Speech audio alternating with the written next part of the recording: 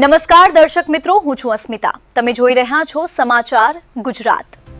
Shri Mamadev education and charitable trust દ્વારા અખંડ સનાતની સંકલ્પ યાત્રાનું આયોજન 16 મેના રોજ બાવળાથી શ્રી મામાદેવ તપોભૂમિ તીર્થધામથી કરવામાં આવી રહ્યું છે, જેના અનુસંધાને 12 દિવસ ભારતભરના પવિત્ર તીર્થસ્થળોએ યાત્રા કરવામાં આવશે.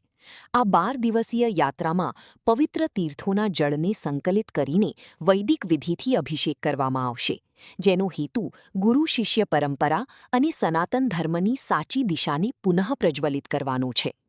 અખંડ સનાતન જનજાગૃતિ યાત્રા પરમ પૂજ્ય શ્રી શ્રી 1008 પરિવ્રાજકાચાર્ય ક્ષૌત્રિય બ્રહ્મનિષ્ઠ જગતગુરુ સ્વામી વીરભદ્રાનંદ ગિરી મહારાજ અનંત શ્રી વિભૂષિત પૂજ્યપાદ મામા સરકારના દિવ્ય સંકલ્પથી એક આધ્યાત્મિક મહાયજ્ઞ તરફ પ્રયાણ કરશે. હર હર મહાદેવ, જય મામાદેવ, જય હો સનાતન ધર્મ. આજ રોજ અહીંયા ઉપસ્થિત તમામ પવિત્ર પુણ્યસ્થળી જીવ આત્મા એવા પત્રકારને મારા સત કોટી કોટી વંદન. જગતગુરુ વીરભદ્ર નંદગીરી મહારાજ મામા સરકાર મારું નામ છે.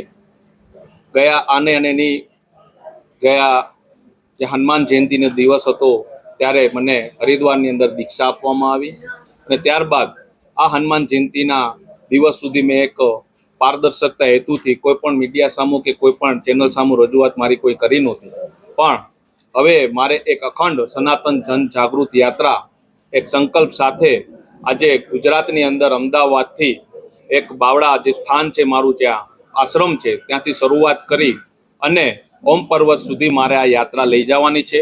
ઓમ પર્વત પર ત્યાં સુધી જતા રસ્તામાં આવતા તમામ સરોવરો, નદીઓ, પવિત્ર પુણ્યશાળી જે તપસ્વી લોકોના સ્થાન છે, એવા મંદિરો છે જે પવિત્ર છે, ત્યાં તમામ જગ્યાએ દર્શન કરી, પૂજાપાઠ કરી અને પવિત્ર જળ લઈ ત્યારબાદ અમે જાસુ પાર્વતી સરોવર જે આદિ કૈલાસ પર્વત પાસે છે, ત્યાં પૂજાપાઠ તપ સાધના કરી અને ત્યાંથી જળ લઈ અને ત્યારબાદ વળી અને ફરીથી પાછા જ્યારે અમદાવાદ બાવળા સ્થાને આવશું ત્યારે આ જળ ગુજરાતની અંદર હાલમાં સંકલ્પ કોઈ દિવસ કોઈને રજૂઆત ના કરવાનો હોય એટલે ફરીથી કોન્ફરન્સ કરી સંકલ્પ ત્યારે નક્કી કરશું કે કયા લિંગ ઉપર, ગુજરાતના કયા લિંગ ઉપર આપણે આ અભિષેક કરશું, જેમાં મીડિયા, અધિકારીઓ, મિનિસ્ટરો સાહેબો અને અન્ય આમ નાગરિકોને પવિત્ર પુણ્યશાળી જીવ આત્માઓની સાથે શાસ્ત્રો, વેદો અને ઉપનિષદોને ધ્યાનમાં રાખી અને આ અભિષેક આપણે કરીશું.